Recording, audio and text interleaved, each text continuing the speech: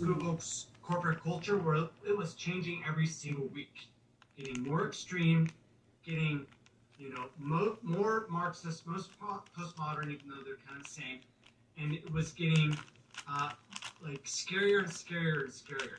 And what was happening concurrently to this was the unfolding of the Russian collusion hoax.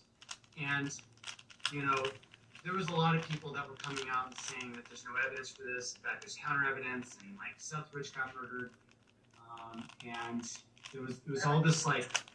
The Seth Rich story was awful. That was terrible. He had information and then he died. Yeah, he died.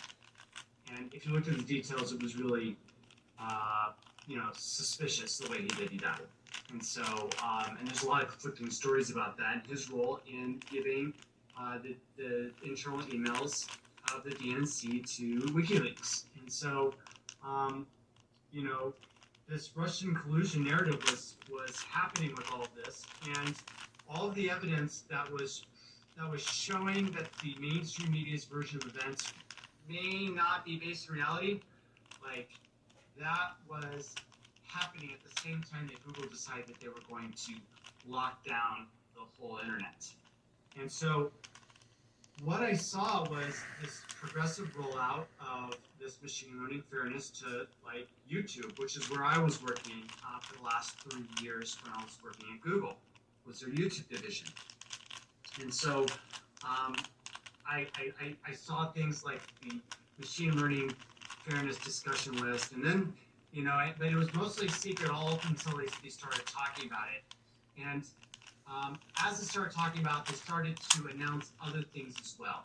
So, for example, in 2017, June, YouTube had a company-wide meeting in LA called the Stream Event. And Susan Wachowski, the CEO of YouTube, got up and had this speech, which I disclosed through Project Veritas, which has her up on stage saying that they're going to start suppressing the fringe, the fake and trashy news, and they're going to start boosting up authoritative content. And that meant CNN, CNBC, CBS, these, the New York Times, these legacy media channels are going to be boosted because they were quote-unquote authoritative. And I remember sitting there going, why is everyone happy for this? And I felt like really alone because I felt like I was the only person that realized that I was seeing a form of Nazi-like fascist suppression of the American people, and the employees were all rooting for it like it was this really great thing, and finally someone's doing something about, all the fake news. It was mind-blowing. It was mind-blowing. I've never felt so alien. I was like, is everyone taking crazy pills? They're smoking crack. Yeah. So, it was about that time that weed, not crack. Trump was coming back from Saudi Arabia, and a major event happened that really just shocked me into action. And what happened is that Trump went to Saudi Arabia for like a few weeks, and he came back, and you probably saw it, there's like a sword dance.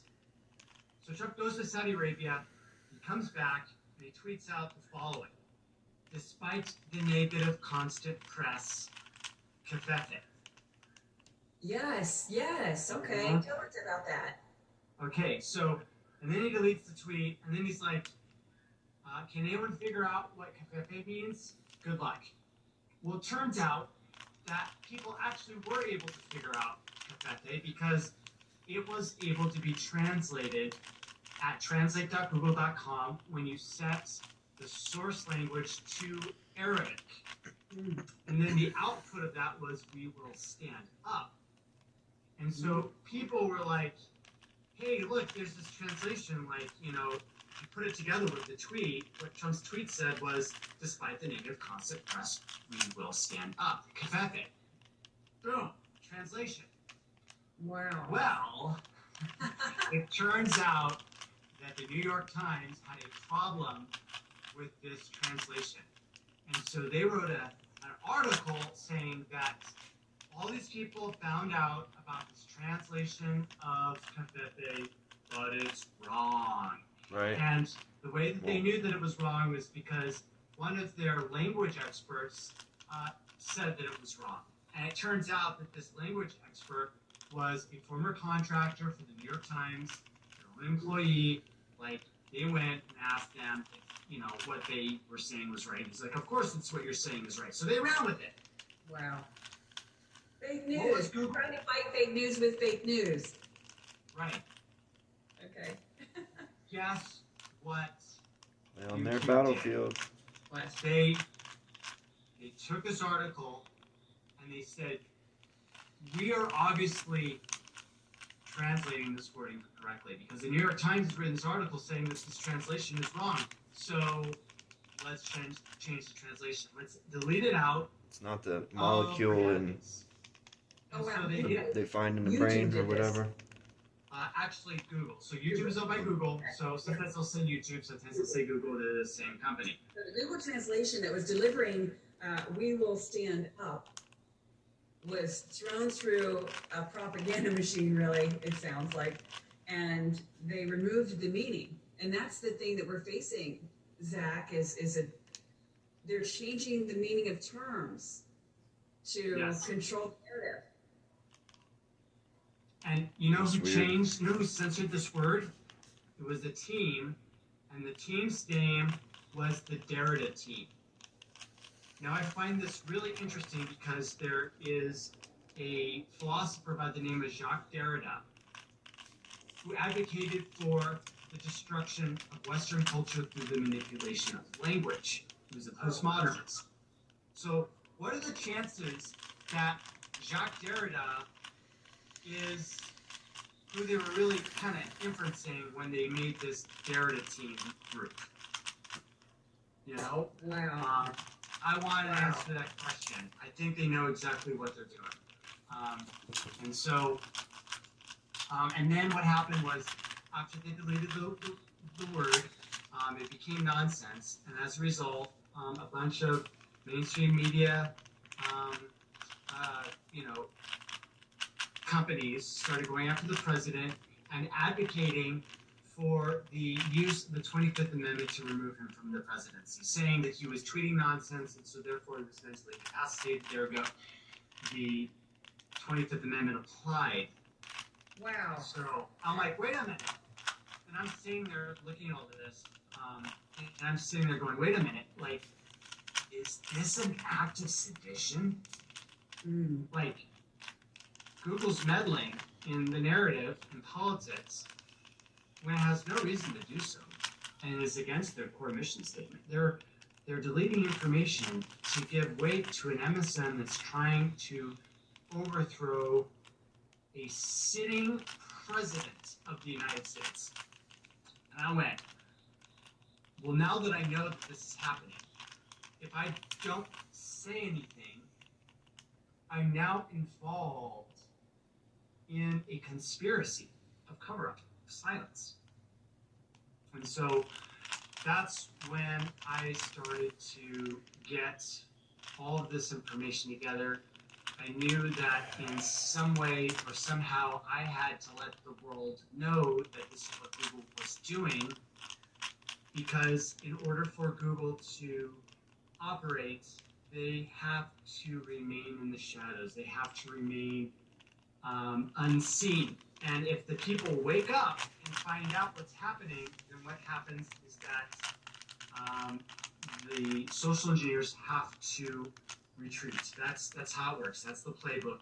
And so what I realized is that I had to make this a media event so that I could wake the people up, and then also use that media event in order to drive forward an action by the DOJ, because the DOJ wouldn't just act on something if they got it, or maybe they would, but it's a lot less certain.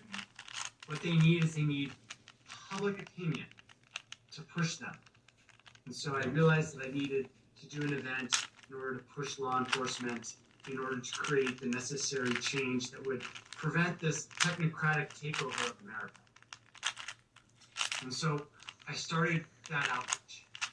And I eventually, after talking to a bunch of people, realized that there was only one company that had the integrity to do this story justice and bring it to light, and that was Project Veritas.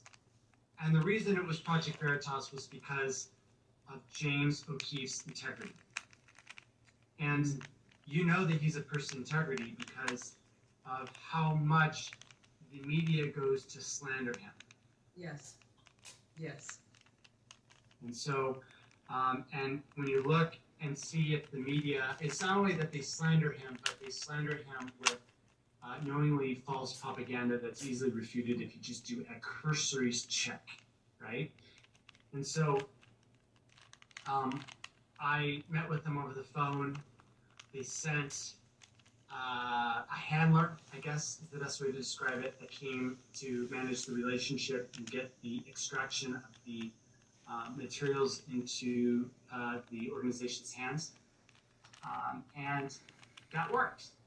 The guy that they sent was super cool, and he was really woke on what was happening with, the control of the world by the central bank, and the history of the United States and how we had been replaced with a corporation and the role of the Federal Reserve in subverting democracy. And so I was like, all right, this guy totally gets it. And it was such a breath, fresh air, Charlene, living in San Francisco and finally having someone that's like, gets it.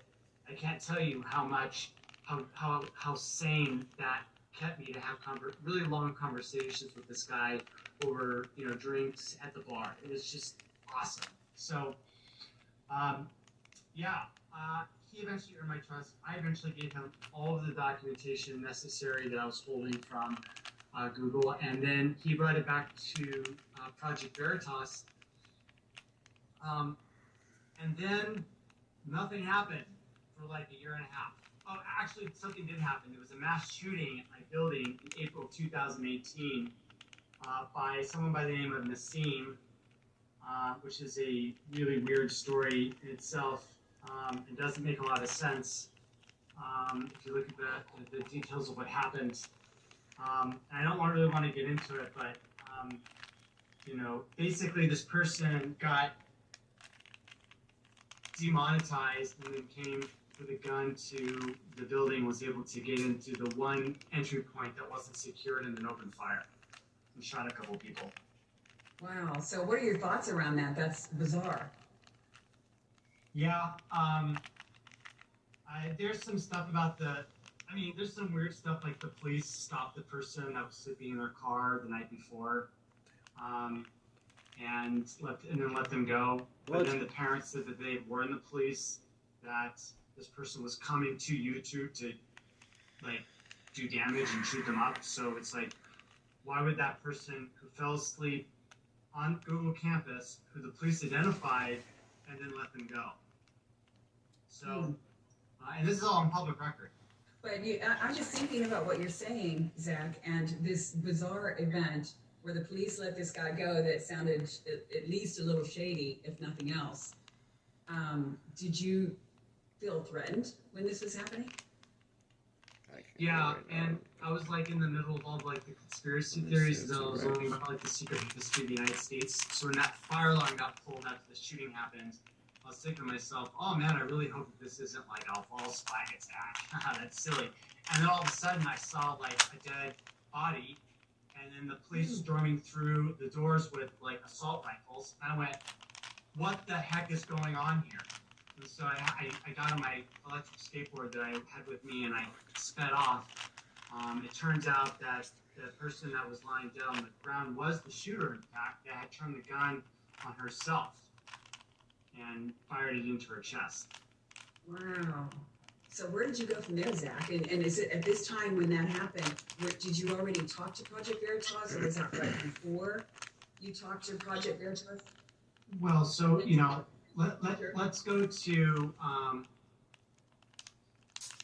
2019, like April.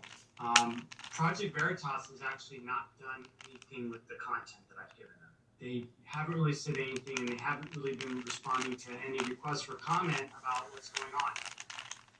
And I was actually at the end of my rope in this time. I was like, well, Google's doing really evil stuff, and the one company that could have done an investigative report or brought it to light isn't really moving with this, you know? And so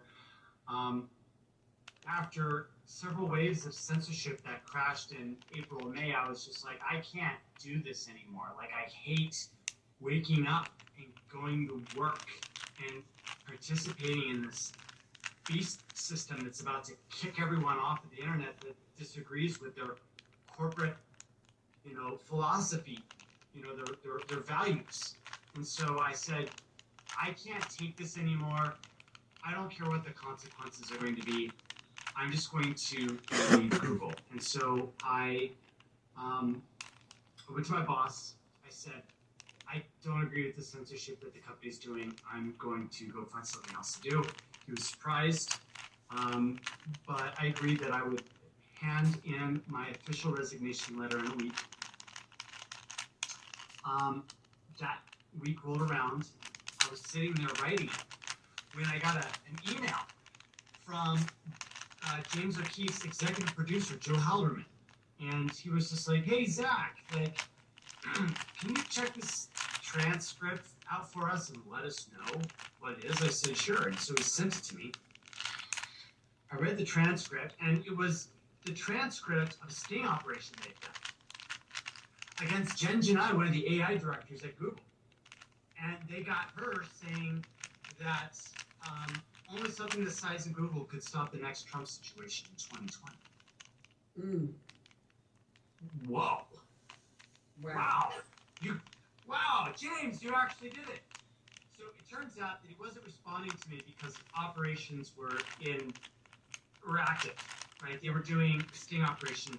What had happened was the reason why they didn't move on it in 2018 was because what I had given them was so extreme that they thought it was some sort of phishing intelligence operation to get them to screw up, because James O'Keefe has had attempts to take his company down. So he's like, no, this is so crazy that I don't think they're actually doing this. Then, in an unrelated undercover operation, they actually got a machine learning fairness engineer on tape saying that he was working on this thing and all the things they're going to do. And they're like, wait a minute, this is what Zach told us a year ago. Let's do an investigation. So they launched the investigation. They were doing a sting operation in April. They got a bunch of their employees to say it, but they got Jen Janai, I think, in May, who was their highest level executive that they were able to get admit these things on camera. You know, she didn't know that she was being recorded, but she's in a public space, and you don't have any expectation of privacy against that sort of thing. So their undercover agent got this disclosure. I go on a rant, and I'm like, you finally did it, James. This is exactly what I was talking about. They don't want to come out and say this, but you get them a few drinks and they're gonna spill the beans. And congratulations for all the hard work. You nailed it. They said that was amazing. Can you come to New York and say this, under the cover of anonymity? And I said, well, I'm actually writing my resignation letter right now. Divine providence. Yes. What a coincidence. I will definitely come to New York and say this. So I got off the phone. I sent in a wonderful resignation letter to Google, thanking the whole team for helping me grow as an engineer, and how it's changed my life forever. And then the next day I got on a plane, went to New York, and in like a raincoat and like a hat and a bunch of shadow, I went and talked about, in a different voice, I talked about what Google was up to politically. And that just caused the whole internet to erupt. The only regret that I had was that we released it on a Wednesday and not at the beginning of the week on a Monday. And so that story just blew up. It was the only thing the whole internet was talking about for the 3 days that when they got disclosed. And so, we didn't release all the information. We only released the 2 pages with that first interview. And I didn't know whether I should release more, so I prayed about it. And then I got this overwhelming feeling that I should not disclose anymore, that it would be the wrong timing, and that it would be me trying to live out some sort of revenge fantasy for all this, like, things that Google had done to America, and that I was acting with the wrong motivations, and I should just leave it on the table and go and try to build the next thing. What I had done was already good enough. So I left. But as it turned out, Google was not going to leave me alone. And they came after me. They came after me with an army of lawyers. They started the letter sending, saying, we want access to all of your information. We want to know what you accessed, who you gave it to. I guess they're able to figure it out from the Project Veritas video who it was, and figured out that it was me. And it was clear that they wanted me to prove it for them that it was me that did it by asking me all these things. So I asked around a lot of lawyers, and they let me know that this was the first step in many in having my entire life being destroyed. And the reason why they knew that was because that's what Google does to former employees. Kevin Cernacki had his entire life savings drained when he made the mistake of reporting Google's illegal activity to the National Labor Review Board. Because of that, Google made up a criminal charge against them, saying that he was attempting to do corporate espionage, and they sued him and pressed criminal charges, saying that he wasn't trying to collect information to report them for them targeting conservatives, that he was actually trying to investigate Google's legal strategy so that he could disclose it to their competitors. So they charged him criminally, for letting a state organization know that Google was doing, employment abuses. And so I knew what was in store for me, and I knew that I couldn't win in the courts of public law because it's rigged, but I could win in the court of public opinion. And so what I did is I realized that it was at this time that this was the sign that I needed to know that it was now okay for me to release everything that I had on Google and to give everything that they wanted to the DOJ and hand it to them on a silver platter. So I took the laptop that I still had of theirs. I printed out 950 pages of their documents. I loaded it up in a box. I slapped a label and I sent it to Washington, D.C., addressed to the Department of Justice Antitrust Division. I then called up James O'Keefe, and I let James O'Keefe know, hey, James, it's getting pretty heavy here. In the event of my untimely death, all documents that I've given you can be released to the public. And so I then went to Twitter and I activated the dead man switch, and I made this tweet. I said, in the event of my untimely death, all documents will become public. And I had this picture of like a dragon, like installing a man, but in the last blow, he was able to stab it through the heart. As a message to Google, hey, I know what I got, and it can destroy you. And in response to that, Google sent the police to my house. Oh, wow. But they didn't come to my actual house. They came to a decoy address that I had given Google when I exited. And so the police came to that decoy address, which was my friend's house. And my friend called me up, letting me know that the police had just come. Well, 15 minutes later, guess what? I got a knock on my door, and the police were there. Let me tell you, that was scary. And I'm like, yeah, I'm not going to answer the door. I'm not going to let the police know that I'm here because I don't have to talk to the police. I know my rights. And so I didn't. But they decided they were not going to go away. They persisted. They stayed. In fact, they said, what's this suspicious looking thing by the front gate? Could it be a bomb? Let's assume that it's a bomb and make sure, just in case that it's not. All right, so they called in the bomb squad. But when you call in the bomb squad, you have to shut things down. So they shut down the stores around my area. They shut off the entire street from 20th of Valencia down to 22nd of Valencia. They shut down the theaters. They told everyone to evacuate. There's this commotion going on. And I only find out because a friend who's coming to visiting me, my best friend sees that the street's cordoned off and he can't park. And so he's like, hey, what's going on here? Are you guys here for Zach? Because he knew all this crazy stuff was happening with me. And the police were like, yeah, who are you? He's like, I'm his best friend. And so he gets on the phone. He's like, hey, Zach, like, the police are here. It's becoming kind of a bad situation. You may want to take care of it. And so I went, oh my God, like, this is crazy. There's helicopters going over my house. You know, what's going on? And I couldn't believe that there was a bomb squad, there were police helicopters, and there were police on adjacent rooftops with long rifles. Just for me, I'm a software engineer. Like, I don't even have a criminal record. Like, you know, nothing. Like, why are they doing all this exaggerated things, you know, because of a tweet, because I, you know, or because Google was trying to, you know, stop me? Well, I knew why they were there. They were there on behalf of Google. And it got proven to me when I eventually surrendered myself, coming out of my house. The whole thing was recorded. I wanted to come out and talk to them rather than having the police, who let me know that they were not going to go away, come into the house by force, and maybe their cameras go off, and then something happened, and then, you know, whatever story they could make up, they could, you know, oh, he had a gun or something. You know how it goes. So I came out. I said, if they're going to do anything against me, let them do it with all the cameras pointing at them. And, you know, good luck trying to get it out of the hands of 20 bystanders. Like, no, that stuff's going on the internet. It's going on Facebook. It's going on Twitter. So I realized that to be safe, I had to just come out. And so I did.